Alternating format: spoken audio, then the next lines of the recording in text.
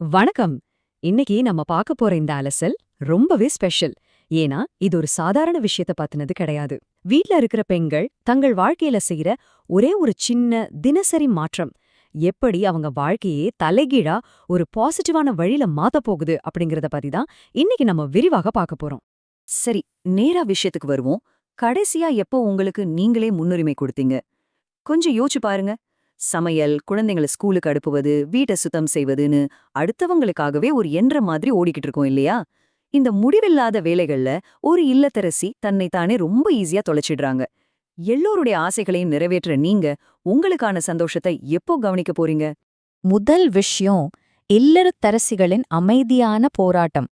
ஒரு பக்கம் பாத்தீங்கன்னா, முடிவில்லாத வேலைகள், தொலைந்து போன தன்னுடைய அடையாளம், எப்பவுமே ஒரு சோர்வான மனநிலை, இப்படி தன்னை இழந்த ஒரு இல்லத்தரசியின் வாழ்க்கை. மறுபக்கம் அசாத்தியமான தன்னம்பிக்கை, எல்லோரிடமும் கிடைக்கும் மரியாதை, எப்பவும் சுறுசுறுப்புன்னு இருக்கிற ஒரு பெண். நம்ம வீட்ல தானே இருக்கோம், யார் நம்மள பார்க்க போறா, முழு நாளும் அந்த பழைய நைட்டிலே இருந்துடலாம் அப்படின்னு நிறைய பேர் நினைக்கிறாங்க. ஆனா உண்மையிலே இது ஒரு மிகப்பெரிய உளவியல் தடை. உங்களை நீங்களே அலட்சியப்படுத்தும் போது உங்க எனர்ஜி லெவல் அப்படியே டவுன் ஆயிடும்.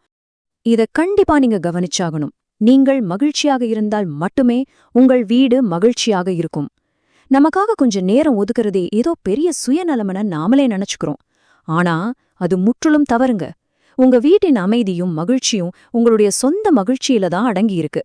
அதனால உங்களை நீங்க கவனித்துக் கொள்வது என்பது ஒரு ஆடம்பரம் இல்ல, அது ஒரு கட்டாயம்.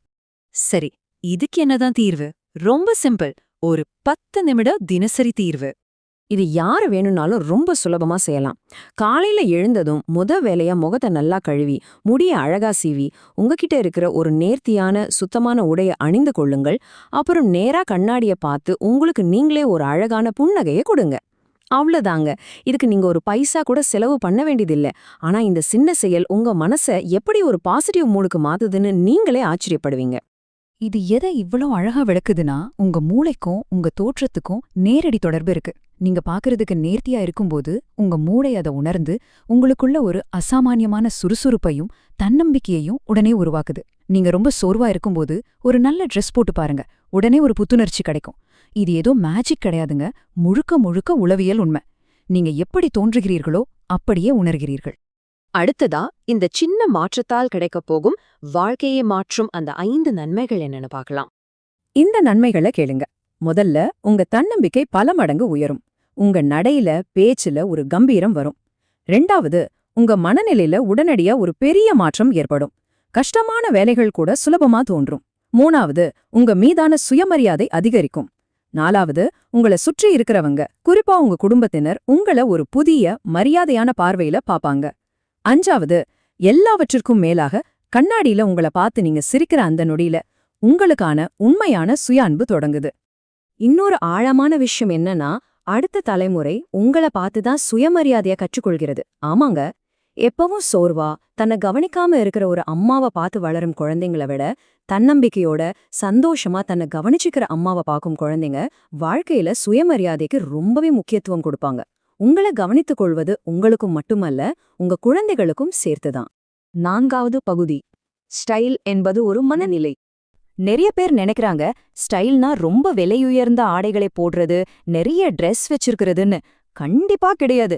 உங்களிடம் ஏற்கனவே இருக்கிற சுத்தமான, உங்களுக்கு சரியான அளவுள்ள சாதாரண குர்த்தியோ சேலையோ அத முழு தன்னம்பிக்கையோடும் சுயமரியாதையோடும் அணிவதுதான் உண்மையான ஸ்டைல். உங்களின் அந்த அணுகுமுறையில தான் எல்லாமே இருக்கு. அதனால இங்க பரிபூரணம் தேவையில்ல, தொடர்ச்சியான முயற்சியே உங்க வாழ்க்கையை மாற்றும். வருஷம் முழுக்க 365 நாளும் மிக சரியாக இருக்கணும்னு உங்களை நீங்களே கஷ்டப்படுத்திக்க வேண்டாம். எந்த அழுத்தமும் தேவையில்ல. வாரத்துல சில நாட்கள் மட்டும் இந்த வழக்கத்தை நீங்க பின்பற்ற தொடங்கினாலே போதும். அந்த தொடர்ச்சி உங்க வாழ்க்கையில ஒரு நிரந்தரமான நல்ல மாற்றத்தை உருவாக்கும். இப்ப நாம கடைசி பகுதிக்கு வந்துட்டோம். உங்களின் உண்மையான அடையாளத்தை மீட்டெடுத்தல். எப்பவுமே ஞாபகம் வச்சுக்கோங்க, நீங்கள் உங்கள் வீட்டின் முதுகெலும்பு. எல்லோருக்கும் எல்லாமே பார்த்து பார்த்து செய்யற உங்களுக்காகவும் வாழ முழு உரிமை இருக்கு. இனிமேல் உங்களை நீங்களே ஒருபோதும் பின்னணியில தள்ளிவிடக்கூடாதுன்னு உங்களுக்கு நீங்களே ஒரு சத்தியம் செஞ்சுக்கோங்க. இப்போ உங்களுக்கான இறுதி கேள்வி இதுதான். இன்று உங்களை நீங்களே தேர்ந்தெடுக்க தயாரா?